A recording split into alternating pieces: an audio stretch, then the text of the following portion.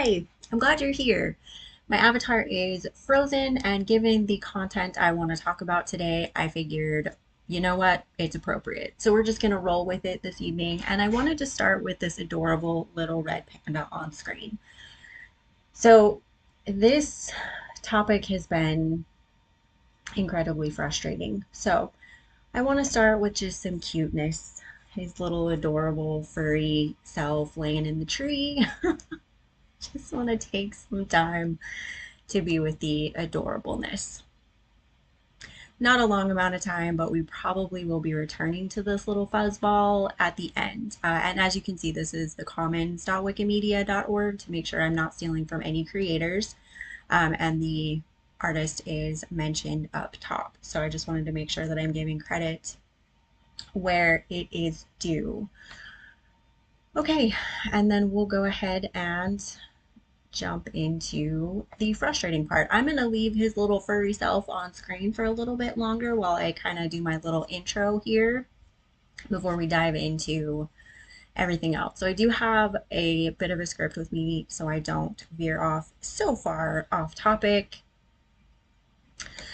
And okay, so bottom line, I love meditation. I advocate for meditation. I highly recommend everyone try meditation, regardless of what that is. It's mindfulness, it's Zen, it's Kundalini yoga with mantra, it's um, what was the one I was just gonna say? You're doing yoga because that's moving meditation, right? I'm exhausted of watching the system twisted into a tool for control. I'm tired of seeing the sterilized, you have to look a certain way, you have to have these gorgeous backgrounds, and just breathe through all your pain just to cope. You have Amazon giving Amazon cages that workers can't even really use because they can't even take breaks, bathroom breaks, let alone sit in a box to so-called meditate. You have cops using breathwork to stay calm while brutalizing protesters or anyone else, really, let's be honest. And you have corporations selling us mindfulness to make burnout our own individual problem so that we can continue to be productive for them. And this is spiritual gaslighting, which is very infuriating to me. So I wanted to bring this topic up. I know a lot of people are going to feel frustrated that I am bringing it up, but I feel like it's important to talk about this. I didn't realize how much of meditation really isn't talked about. I am going to bring it up in streams in the future. This takes a lot longer to gather all my data to really go over, so I'm not as quick as I thought I was going to be. So let's talk about the patterns, the systemic lenses.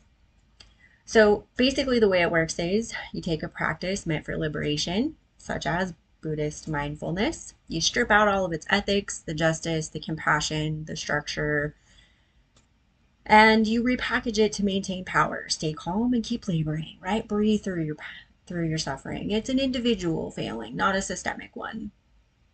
And it's not just Amazon, Google, the military, predatory gurus. They're all profiting off of stolen wisdom.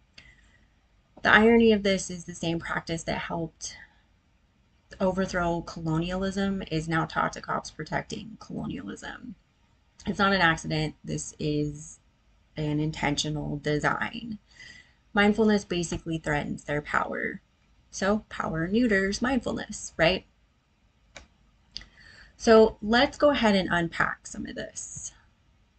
This one I did talk about in my correction. This one speaks more to specific military application of mindfulness, right? So, and of course, all of these resources that I'll be referencing are in the description. Please feel free to read through them, correct anything that I get wrong, and it will just be on me if there is an error in here, just to call that out.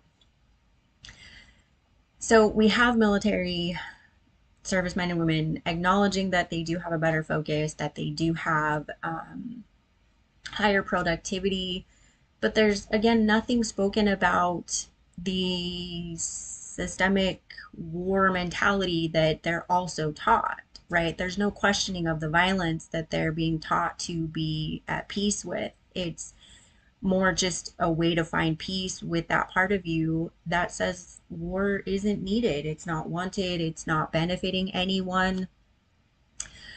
So that just keeps the system in place, right? And it neuters mindfulness, it neuters meditation for what it truly is meant to be, which is liberation. It's meant to be empowering. It's not just us looking at our own shortcomings, which of course is a part of it. It's uncomfortable and it's very unpleasant when you see parts of yourself where you're like, "Ooh, that's not great." So I'm constantly seeing these things. So it's, that's part of it. It's just that there's no one individual that can shut down the systemic rot that's actually happening globally, which is what meditation is also meant to serve.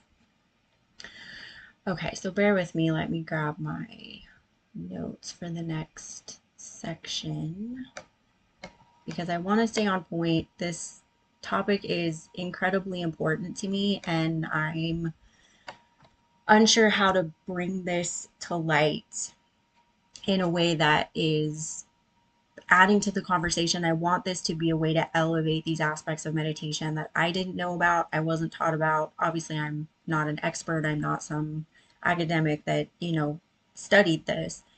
So I want to make sure that I'm sharing this in a way that is meant to be, again, elevating. It's meant to be a broader conversation. I want this to be something that we can talk about. So I'm going to start with Mindfulness, which is a book. This is just an excerpt from it by Ronald Purser. Now, I feel like this leads us better into the Amazon aspect of just how corporations are co-opting.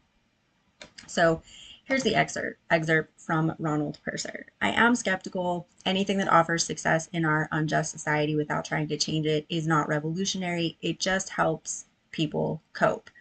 And that's kind of the point, right? It brings it back to an individual level without ever pushing back on the systemic restraints that all of us are enduring, that all of us, in one way or another, are being forced to endure, regardless of how horrific they may be.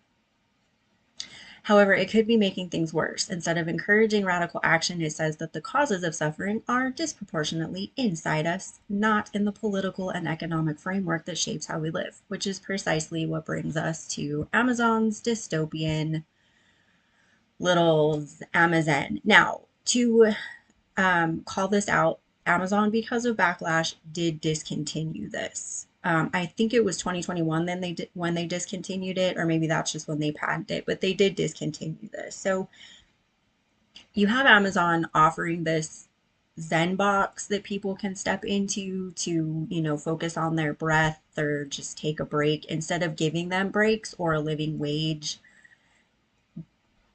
Workers can't even take a bathroom break without getting in trouble. So they're trying to hide behind mindful practice rooms as if that's somehow going to mitigate the horrific circumstances that they work in. And it's just the systems that repress people also are co-opting meditation. They're sanitizing it. They're making it into these, $5,000 retreats. They're, making it about it's just an individual problem that you're unhappy with what's happening, whatever that is. And that's largely untrue. There are systemic issues at play that I feel frustrated that they keep sanitizing meditation when meditation has been used throughout struggles throughout history, or in struggles throughout history rather, as a way to help protesters and those pushing back on systemic oppression to continue to fight. So it's basically just a reinforcing stay calm during violence as the oppressors commit whatever act of violence that is, whether it's genocide, it's simple, if you can use simple in regards to police brutality, it's co-opting something that is meant to help us liberate ourselves, our communities, and each other from systemic oppression. So I wanted to bring these up because meditation can be radical, but it needs to be tied to collective action. It's not meant to just be a, oh, just breathe through it and it'll be fine. Well,